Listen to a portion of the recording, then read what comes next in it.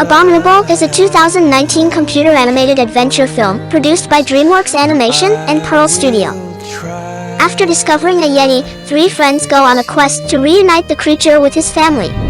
However, they must keep him safe from a wealthy man and a zoologist who want to capture him. In this video, I'll break down the movie, so spoilers ahead. So let's start. Movie starts with Lab in Shanghai. A shadow of mysterious creature is seen at night. It looks horrible. Lab belongs to richest and successful businessman Mr. Burnish. He has captured Yeti to experiment on his powers. Giant white horrible Yeti escapes the prison. Guard tries to capture it but fails, and sleeps near dump on stranger's roof. It is wounded and hand is badly hurt. Teenager E lives with mother and granny Nai in Shanghai apartment. She is teenager but spends life as adult. She is busy and can't spend time with family. After school, she does part-time job as puppy caretaker or garbage disposer. Her life is boring. After job, she gets exhausted and doesn't have time to enjoy. E has only two friends. Peng, a basketball fan, and his cousin Jean, popular on social platform. But busy E can't spend time with them. Her granny insists on eating with her, but she refuses and goes to her room on roof. But why does she need to have a job despite her mother is alive? Yi's father died and he loved traveling. He dreamt to travel places with E. E wants to fulfill his dreams and explore those places. That's why she does job to earn money. She picks her father's gifted violin and plays a soothing tune on the roof. It's a beautiful and mesmerizing scene which is disturbed by Chopper in search of Yeti. Mr. Burnish has sent helicopters in search of Yeti. E falls down when helicopter flies above. When she picks violin, she sees giant white head. She gets frightened and mistakenly plays violin. Yeti wakes up. E is afraid, but when helicopter returns, Yeti hides himself. E hides her with clothes, stays all night there staring at Yeti. At morning, she buys medicine for Yeti's wounded hand. She takes Granny's cooked baozi to roof. She bandaged Yeti, feed him and gain his trust. E sets a room for Yeti. She plays violin for him. Yeti glows on violin. Dead flowers blossom. They become good friends. E asks about his family. He points at Mount Everest picture on the wall. Peng and Jean come upstairs to meet E. They get frightened to see Yeti. Jean calls police. E turns off the call, but they hear Yeti. Burnish men trace Yi's house. E runs away with Yeti. They jump on buildings. Peng and Jean follows E to save her from Yeti. They escape. E tells Yeti to secretly go to Himalayas in boat. Yeti doesn't know how to hide. E, in confusion, ride on boat to help him. Worried for E, Peng and Jean also follow her on boat. Boat starts moving. Jean calls mom to tell they are going on trip, to avoid worried families for them. E tells them Yeti lives in Everest. Jean tells it's enough that she has helped Yeti escape. Now they should return home after leaving Yeti in any safe spot.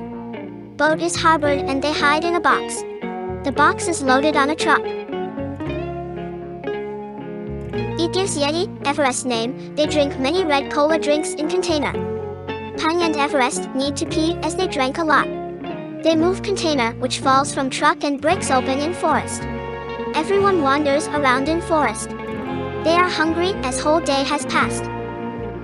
Everest concentrate to use powers to make blueberries large. But Everest is still a kid and doesn't know how to control his powers. Blueberries gets over large and ruptures. It's a funny scene. They run. Ruptured blueberries color them blue like a water balloon fight. They stay there at night. At dawn, E plays violin in front of Yeti. Peng and Jean secretly watch them. They get shocked as no one knew E is violinist. Jean tells E to leave Everest to next village and they should return home by boat. Mr. Burnish was getting angry at everyone. He was trying to find Everest with Dr. Zara. They reach harbor. They follow clues to reach Everest. E, Peng, Jean and Everest were climbing mountain. They sit to rest. Burnish's drones come. Everest makes a plant big and uses it to escape. But Jean is left behind. 3 reach Gobi Desert. Peng misses Jean and was upset, so Everest makes him play with turtles to calm him down. Burnish team reaches. Dr. Zara tricks Jean into telling their plan. They take Jean. Mr. Burnish tells that he went to Everest where he saw Yetis, but they disappeared. People mocked and did not believe him about Yetis. It was his life goal to show Yetis to the world. He spent his life for this goal. Jean goes to his room and could not sleep. Jean was scared of snake, so comes out of room and overhears Dr. Zara and Agent. Dr. Zara was planning to double-cross Burnish. She does not love animals. She only wants money. They want to catch Yetis to sell them to another company. Mouse grabs Bite keys and she throws it down. Jean saw this and leaves Mouse with Burnish.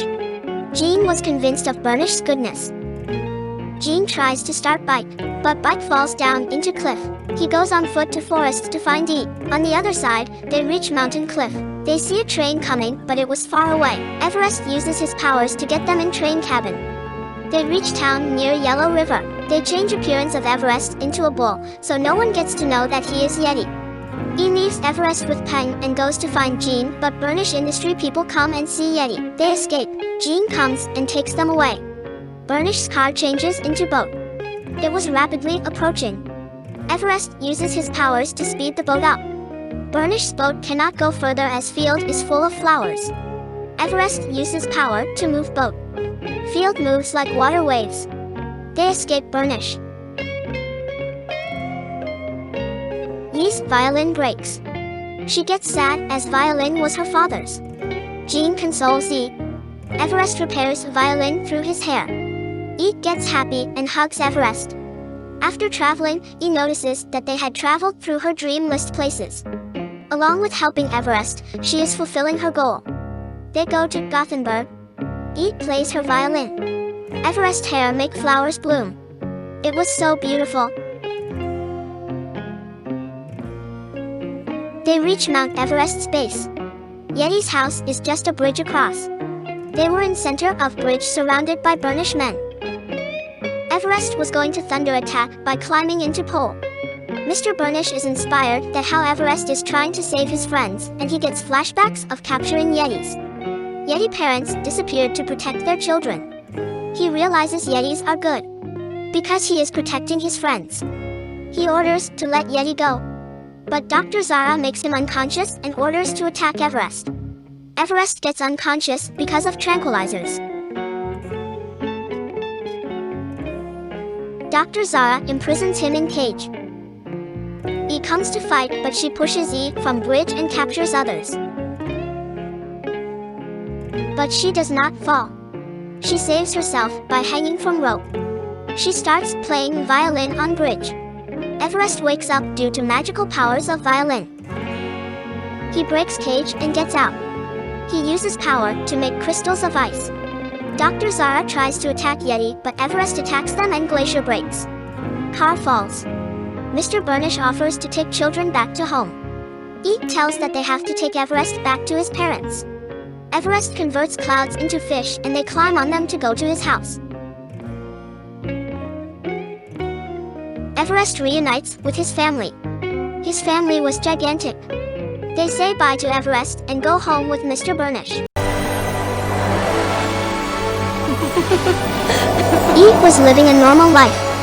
She spends time with family and lives happily with her friends. Thank you for watching. See you again. Bye.